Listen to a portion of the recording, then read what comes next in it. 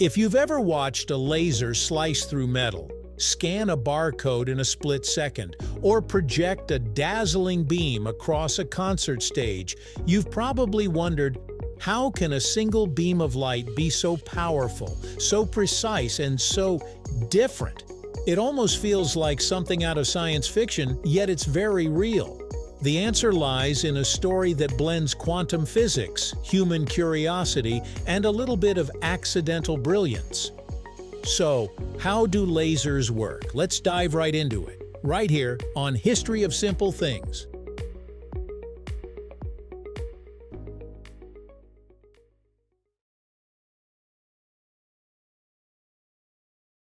To understand lasers, we need to start with light itself. Most of the light we encounter every day, sunlight, bulbs, even phone flashlights, is chaotic. It spreads out in all directions with waves of different colors and phases moving independently. It's messy, like a crowd of people all talking at once.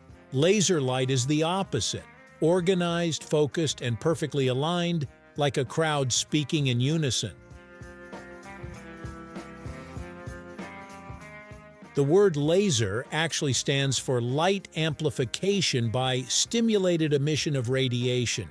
It sounds technical, but each part of that phrase tells a piece of the story. Amplification means making something stronger, and stimulated emission is the key process that makes lasers possible. This idea was first predicted by Albert Einstein in 1917, long before lasers existed, as a purely theoretical concept about how atoms interact with light. Here's the core idea. Atoms absorb energy and become excited, with electrons jumping to higher levels.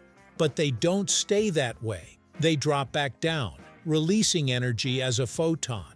Normally this happens randomly, but Einstein realized that a photon of the right energy can trigger an excited atom to emit another photon in perfect sync. Same direction, wavelength, and phase, like one note producing another identical note. This is called stimulated emission, and it's the foundation of every laser ever built. But theory alone doesn't create beams of light powerful enough to cut steel or perform eye surgery. That leap came decades later, when scientists figured out how to control and amplify this process. In 1960, Theodore Maiman built the first working laser using a ruby crystal. So how does a laser work in practice? At its core are three main parts: an energy source, a gain medium, and a pair of mirrors. The energy source, or pump, excites atoms using light, electricity, or even another laser, pushing them into a high-energy state. The gain medium, whether a gas, liquid, or solid like ruby, is where this energy builds up, filling it with excited atoms ready to release photons. Then come the mirrors. The gain medium is placed between two mirrors facing each other. One mirror is fully reflective and the other is partially reflective. As photons are emitted through stimulated emission, they bounce back and forth between the mirrors, passing through the gain medium again and again. Each pass triggers more stimulated emissions, creating a cascade, a chain reaction of perfectly synchronized photons. With each bounce, the light grows stronger and more organized, eventually escaping through the partially reflective mirror as a concentrated beam, your laser. What makes it special is coherence. All the waves are aligned in phase and direction. This keeps the beam tightly focused over long distances, letting it travel kilometers without significant loss or concentrate to a microscopic point for precise cutting or engraving. Another key feature of lasers is that they are typically monochromatic, meaning they emit a single wavelength or color. That's why many appear as pure red, green, or blue beams. This precision makes them invaluable in fields like spectroscopy, fiber optic communication, and medicine. In healthcare, lasers perform delicate surgeries, from vision correction to tumor removal, targeting tissue with minimal damage to surrounding areas. In manufacturing, high-powered lasers cut through metal with astonishing accuracy, shaping everything from car parts to smartphone components.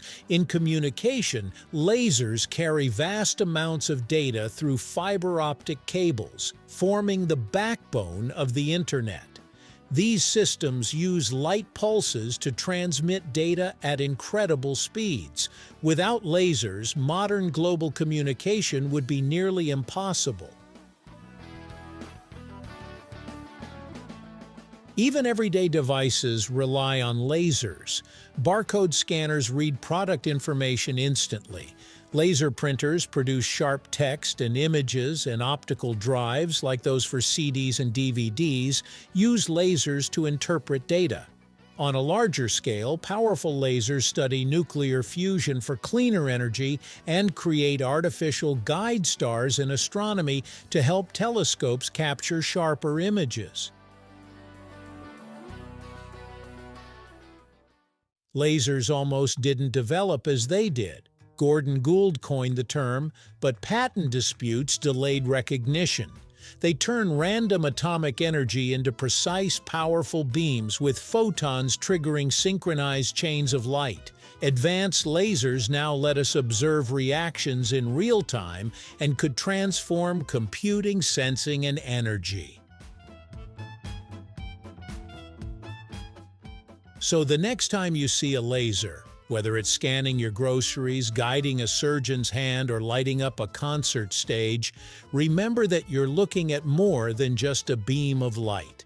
You're seeing a century-old idea brought to life, a cascade of perfectly synchronized photons born from Einstein's insight, amplified through ingenuity and shaped into one of the most precise tools humanity has ever created. Thank you for watching. If you have suggestions for our next video, feel free to share them in the comments below. We'll be sure to give you an acknowledgement for your contribution.